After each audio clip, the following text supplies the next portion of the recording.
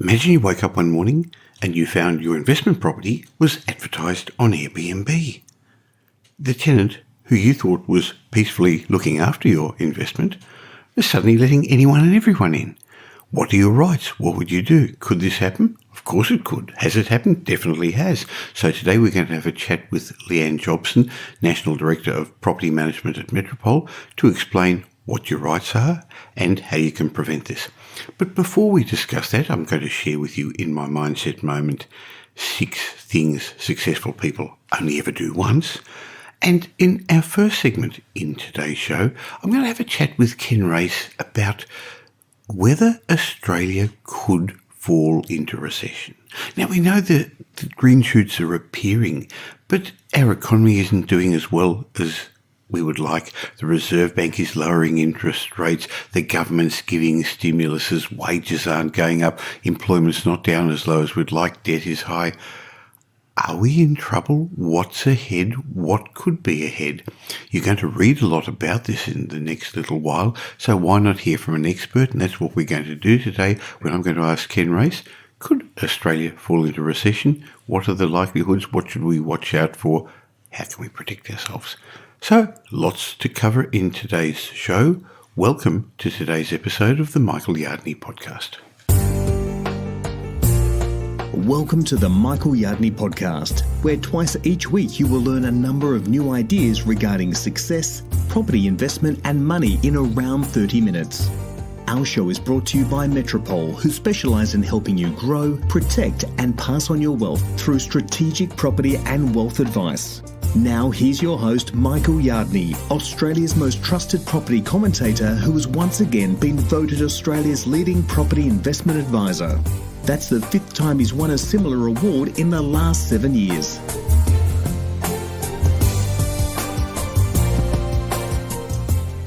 There's no doubt that while the property market is starting to pick up and look positive, there are still lots of headwinds that are going to hold us up, including a slowing of the economy.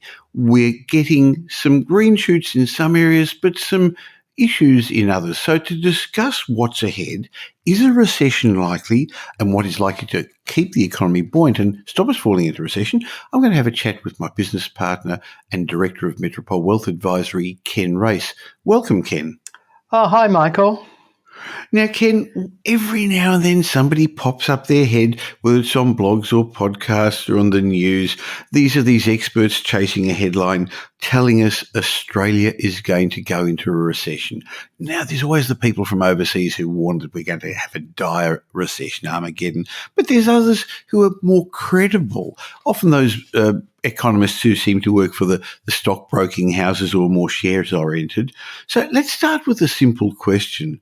What is a recession? Yeah, good question, Michael. A recession really measures how the economy is performing.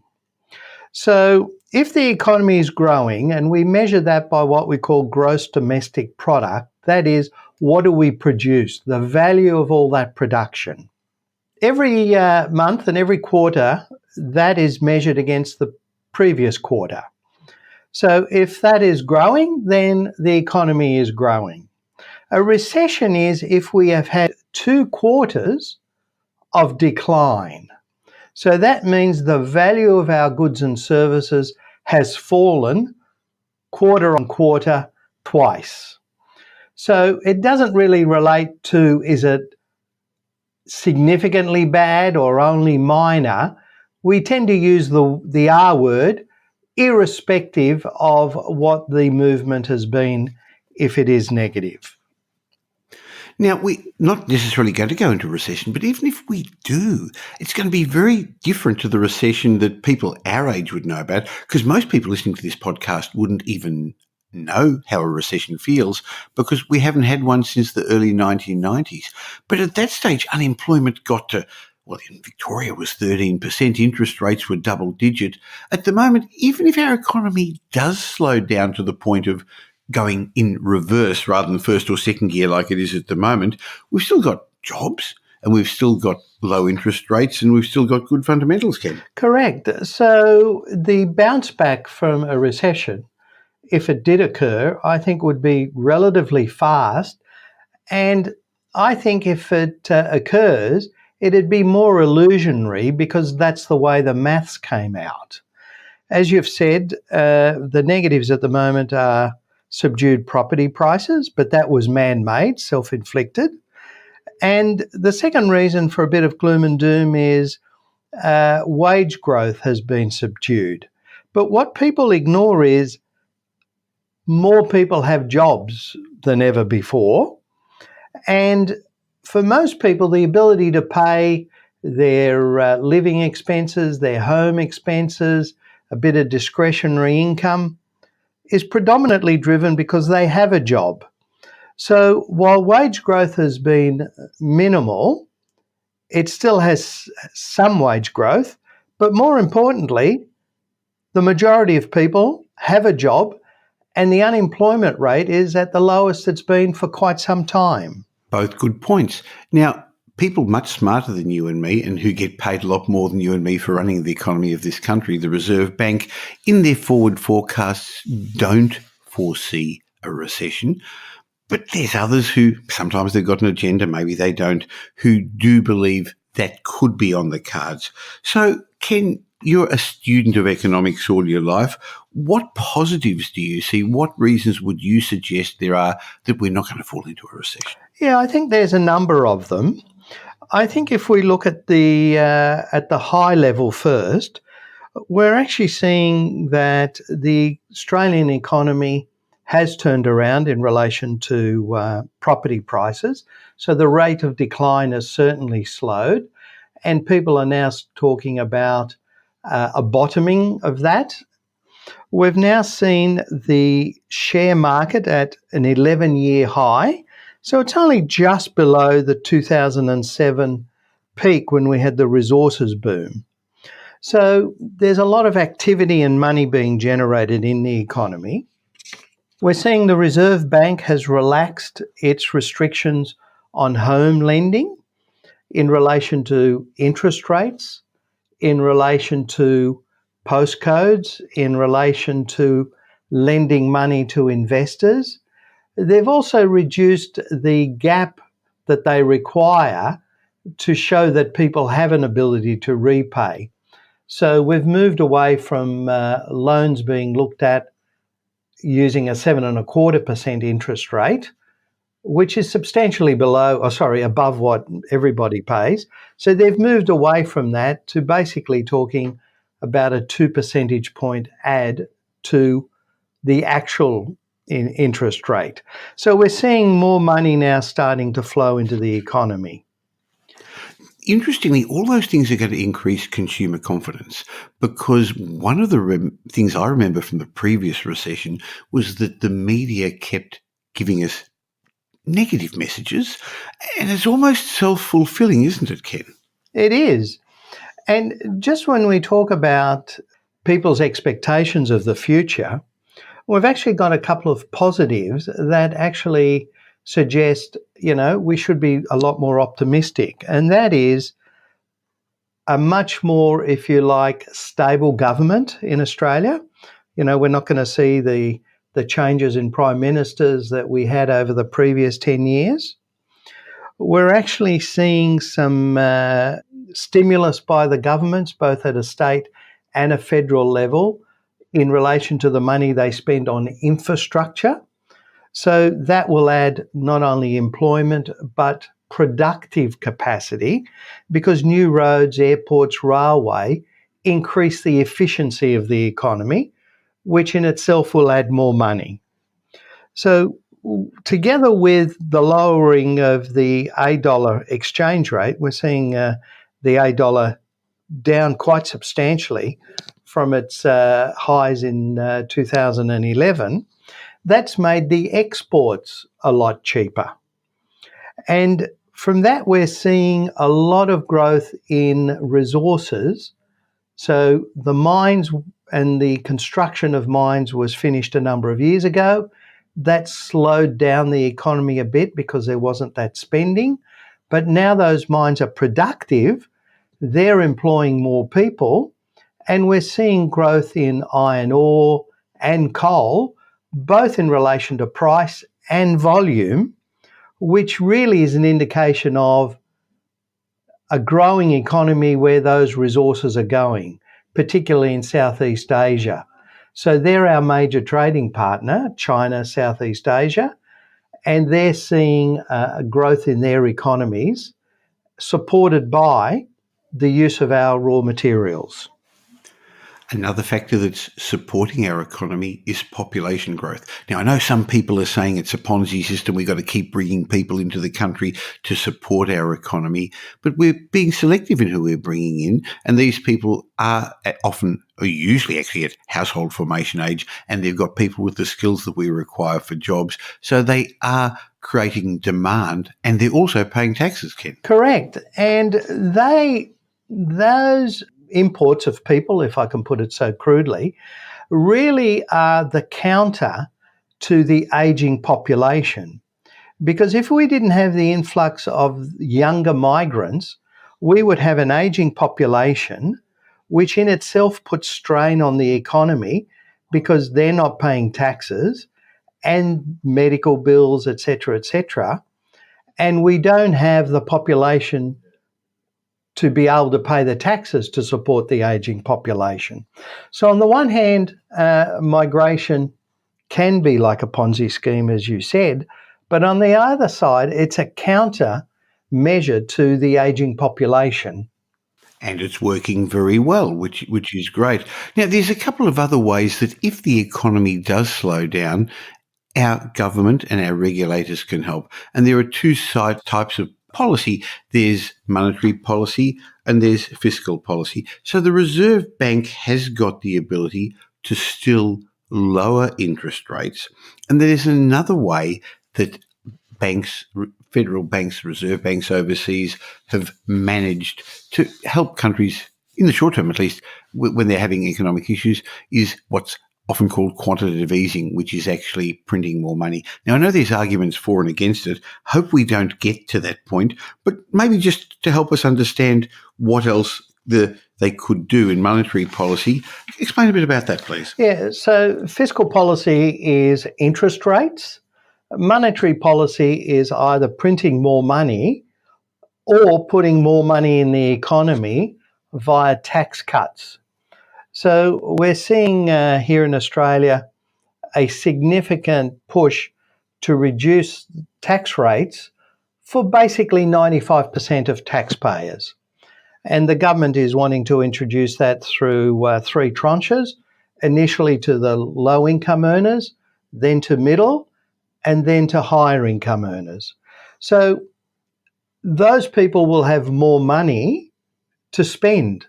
So some of that will go towards living expenses, but a lot of it will go towards ensuring that they can maintain their house payment repayments. And thirdly, they'll spend discretionary. So restaurants, white goods, soft furnishings, maybe renovations to their home. So that will actually stimulate the economy because individuals will spend in all those areas to support retail, manufacturing, and other discretionary areas of money usage. Well, there's been arguments about how good or bad our politicians are at controlling our economy, but I think the people at the helm at the moment are very aware of the fact that they are being watched very carefully and that it's likely that our economy is going to languish in the next little while. So I think they're going to try and pull out all stops. So on balance, even though Australia's economy may grow more slowly for a little while, we are going through a rough patch, and it's likely to take a while, partly because the world in general is having some issues. All things going well for Australia's economy, there's still plenty of scope for monetary policy to stimulate us, for fiscal policy to stimulate us. I guess the one thing that's out of our control, Ken, that could threaten our economy is some big game changer overseas. And they seem to be coming out of the blue all the time. They certainly do, these black swans, as they call them. Look, I think two things have changed over the last decade, and that is Australians are certainly more resilient, and I think the other world economies are also more resilient, and we're seeing China and Southeast Asia in particular, with quite healthy growth rates. I think Australians are also more thick-skinned, if I can put it that way. So they're more tolerant to bad or fake news, and therefore there's not these knee-jerk reactions to what appears to be bad news to, if you like, hunker down and stop spending. So it would take a significant issue overseas that would actually last a long time, I think, to get Australians to stop spending. So even these issues that we're seeing between China and the US with these potential trade wars, they seem to almost go to the edge, but then pull back. So hopefully both sides are seeing that there is a win-win and that there is need for some change just to keep the economies of both countries and therefore the world continually moving forward. So while there could be some rough patches, I don't see them being too disastrous. And if so, they certainly won't last for any length of time, as we've seen in previous recessions, or dare I say worse, depression. So we haven't even used the D word for a long time, Ken. So barring any significant global downturn that's going to threaten our export economy, because that's really holding us up at the moment, a recession is unlikely. So it would really be wrong to get too gloomy about Australia's future, but don't be surprised if the media keeps throwing these headlines at us. Thank you very much for those insights, Ken Race, Director of Metropole Wealth Advisory. Thank you, Michael.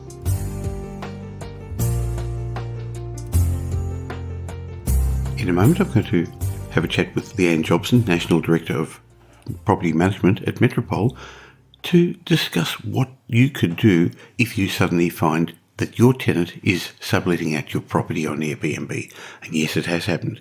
Not to any of our clients at Metropole, but it has. So let's see what's involved. And in my mindset moment, I'm going to share with you 6 things successful people only ever do once. I wonder if you can guess what they are. But before I do that, I just want to remind you of what we've just discussed with Ken Race, that there are some headwinds ahead for our economy and for our property markets. I hope you also got to understand the depth of information that Ken has. So as a wealth strategist, Ken looks after Metropole's high net worth clients and people who are in business and professionals and people who want to be high net worth clients to help them formulate a strategic wealth plan. Ken's background is as a CPA, but he's actually not a theorist. He's a doer. He's also got financial planning credentials and he's a student of economics.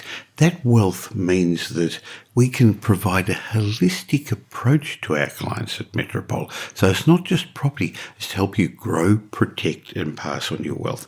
So if you'd like to speak to Ken to check that your structures are right, to talk about estate planning, to ensure that you're legally minimising your tax, to make sure that there's no extra seepage, losing money in between the cracks that you shouldn't be, why not get Ken to have a chat with you? You can have a quick preliminary chat with him to see if he could help you.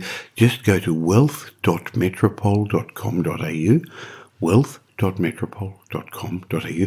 The link will be in the show notes. And let's see if having Ken as part of your team could help you achieve the financial freedom you want. Now here's Michael's mindset message. Remember, a change in your thinking will lead to a change in your life. In today's Mindset Moment, I'd like to share with you 6 things successful people only do once. You know, they say there's a definition of insanity and it's doing the same thing over and over again and expecting different results. If you make a big mistake, have a negative experience, and you return to the same situation hoping to get a different outcome, then you're doomed for failure, aren't you? So much of the drama that people go through in their careers, in their personal life, in their investing is avoidable if they listen to the signs the first time round. Now, not with all things, mind you. I mean, accidents happen, ill health happens. Of course, they can't avoid those. But so much else can be avoided. And yet we see people, sometimes people very close to us, in these emotional roundabouts and dead ends, and they're hoping for a different outcome. So let's look at 6 things successful people only ever do once because they learn not to do them again, and see where you fit in. The first thing is they only trust the wrong people once. I remember reading something from an American writer who once said, when somebody shows you who they are, believe them the first time. Now, there's a message in that. It's a great saying because it touches on what we know to be true. Sometimes we ignore our gut instinct about certain people, and it can get us into hot water.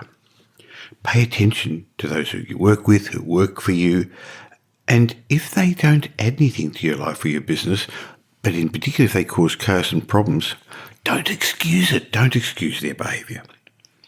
The second thing successful only do once and then they learn is mishandling money. Becoming good at handling money through saving, through investing, through getting involved in real estate, through projecting forward. It's a skill. It actually is. It can be learned, and that's why I spend time teaching you how to do it. And of course, we all make mistakes along the way, but smart people take money seriously and they pay attention to it. Again, it doesn't mean they get everything right, but it does mean that whenever they're careless with it, they learn. They never say, oh, it doesn't matter. The third thing they only do once is to forget about the long-term reward. On the road to success, sometimes it's easy to forget, and occasionally you need to make some tough decisions and go without something in the short term for the benefit of the long term. Interestingly, this is a theme that comes up a lot, isn't it, as we have a chat, and it's the concept of delayed gratification. If you make decisions based on what you may think feels good in the moment, then it's very likely you're going to fail to take care of your long-term plans. Maybe you say yes to something just to keep the peace, but it's not the right path. Don't do that. It can really throw a spanner in the works. Another thing that successful people only do once, because they've learned, is to ignore their values. Oh, look, all of us have got an innate sense of what's right and what's wrong. We've also got boundaries on what's acceptable behaviour, on what we will and what we won't agree to. Successful people don't ignore this internal value system. They know, maybe even from making this sort of mistake once or twice, they know the high personal price that's paid when you go against your own values. Something else successful people only do once, because they've learned, is they don't badmouth others. You may be in competition with somebody you dislike. You may even have a very good reason for disliking them. But successful people don't badmouth others in business, in life. They know it looks petty, and it's a sign of poor character. It also shows that rather than focusing on the work at hand, they're focusing on trashing others' reputation. Now, that's not a good look. And the other thing successful people only do once is ignore the detail. It's so important to check the detail and analyse the deal, ask questions, check the fine print. A healthy skepticism is just that, healthy and wise. If it's too good to be true, it probably is. So it's really important not to put your head in the sand. If you're not strong on detail, you better surround yourself with people who are. So the bottom line for today's mindset message is sometimes half the struggle of being successful is acting it. If you pay attention to your gut, to your intuition, if you don't badmouth others, if you're rigorous with detail, if you trust your instinct, if you surround yourself with the right people, you're going to be well on the way to success.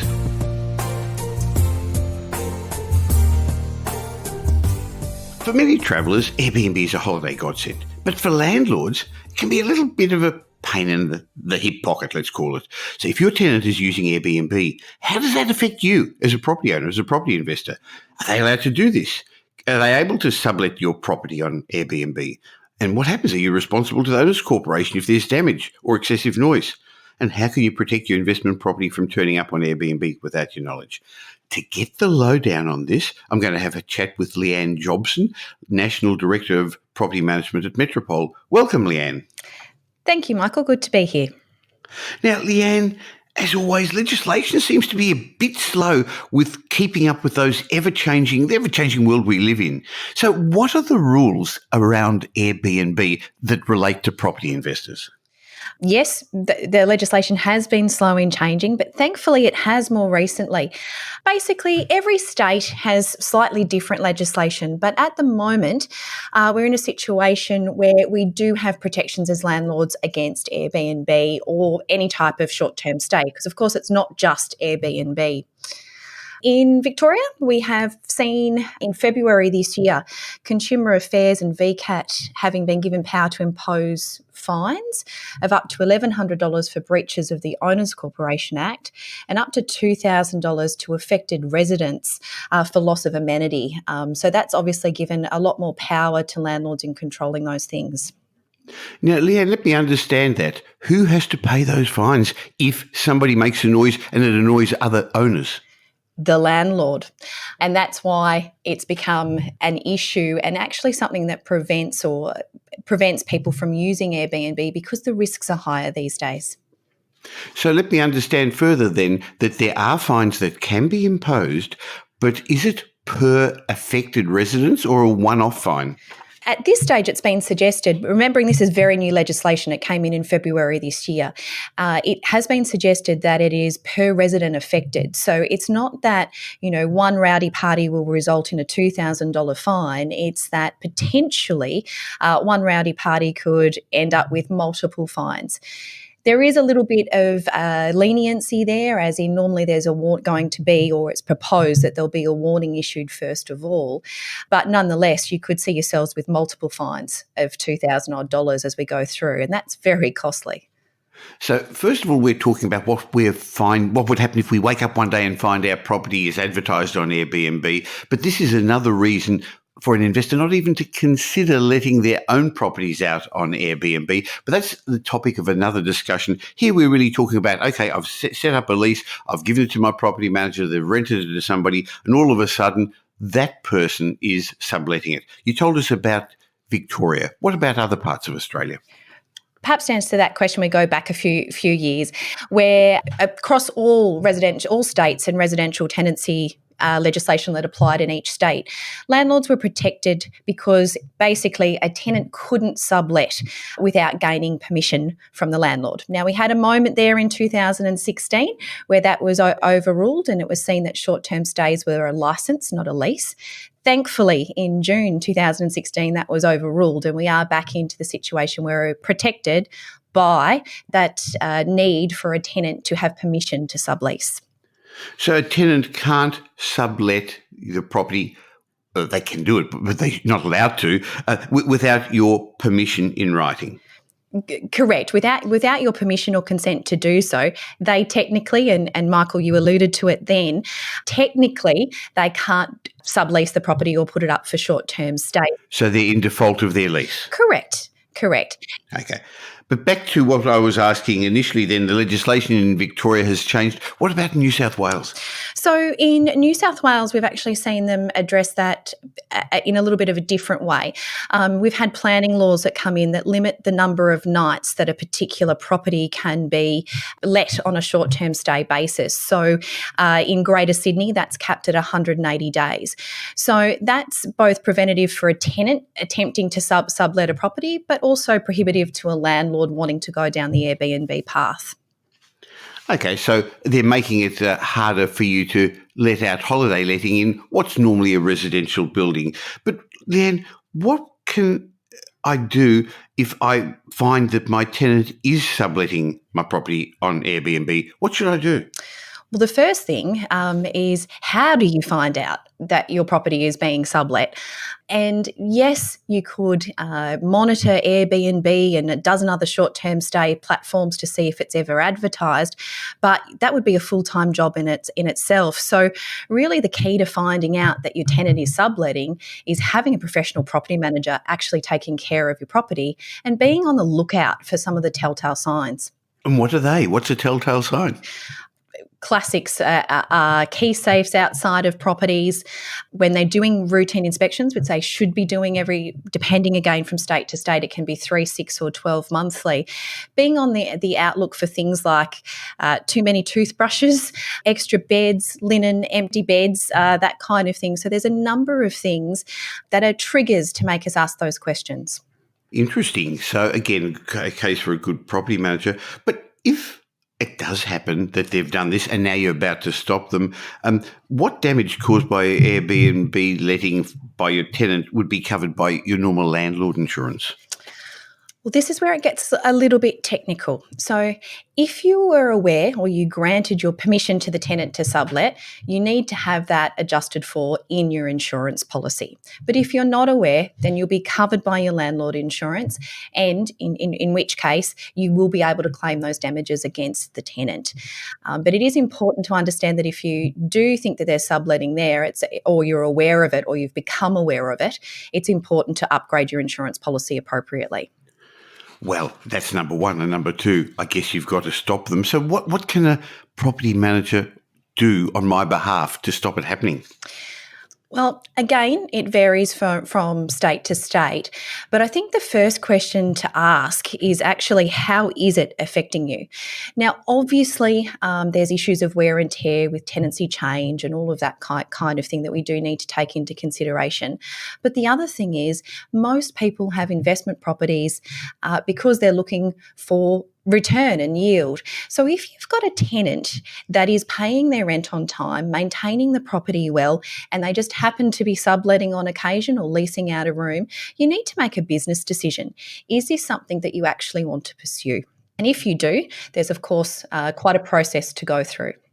Okay, so the bottom line on Airbnb is it should only be a threat if you haven't put the necessary provisions in place to prevent your tenant subletting it without your knowledge, or if they are doing it, that you're making sure that they're looking after it properly. And I guess having a well-documented lease and an experienced property manager on your team who knows what to look for can help minimise the risk. Now, thank you for your time, Leanne. I know your team manages close to $2 billion worth of properties in Melbourne, Sydney and Brisbane on behalf of our clients at Metropole. So if you'd like to get the same property manager who looks after my properties to look after yours, why not have a chat with Leanne Jopson and her team at Metropole? Go to metropole.com.au or give her a call at 1300 Metropole. You deserve a property manager who cares as much about your property as you do. Thanks for your time, Leanne. My pleasure, and thank you. Well, it's that time, almost the end of the show, when I want to say thank you for being with me. I really appreciate the growing audience of people who join us twice a week to listen to my podcast. I love it when you send the nice reviews on the various apps, and I really appreciate when you pass the message on to somebody else. I'm trying to help you grow financially, become more successful in all areas of your life, so why not help somebody else too? Tell somebody else about the Michael Yardney podcast if you found it useful. And thanks for all those reviews. And Ethan, with a whole lot of numbers behind his name, left a 5-star review on Apple Podcast. And when I read out your reviews, email me, michael@metropole.com.au, and I'll gift you one of my books. Now, Ethan said Michael's a wealth of knowledge and is only too happy to pass this on in the podcast. I've learned so much while listening to him, as he's inspired me to buy an investment property using the fundamentals he teaches. Thank you, Michael. Well, gee, Ethan, thank you. That makes me so pleased that you have taken action and have done something about it. And I appreciate that you've learned from the podcast, but you're going to learn more because I'm going to gift you one of my books. And just like Ethan has benefited, I'd love you to pass the message on, as I said, to others and help them benefit. In the meantime, you can catch up with my thoughts daily at propertyupdate.com.au, and I look forward to being with you again real soon, because I bring you these podcasts twice a week. In the meantime, have a great week. Make it a great week. Thanks for listening to this episode of the Michael Yardney podcast, which was brought to you by Metropole, who help their clients grow, protect, and pass on their wealth through strategic property and wealth advice. If you like what you heard and don't already subscribe, you'll find us on iTunes or on your favourite Android app as the Michael Yardney podcast. Watch out for our next show, which comes to you twice a week, and you'll learn some new ideas about property investment, success, and money in around 30 minutes. To get more of Michael's thoughts, go across to www.propertyupdate.com.au and sign up for his daily morning briefing, and you'll hear from not only Michael but a group of leading property success and money experts. And just a reminder that the information you heard in this show today is general educational advice and not specific investment advice, as we don't know your personal circumstances. If you're looking for specific advice, why not ask the team at Metropole to help you?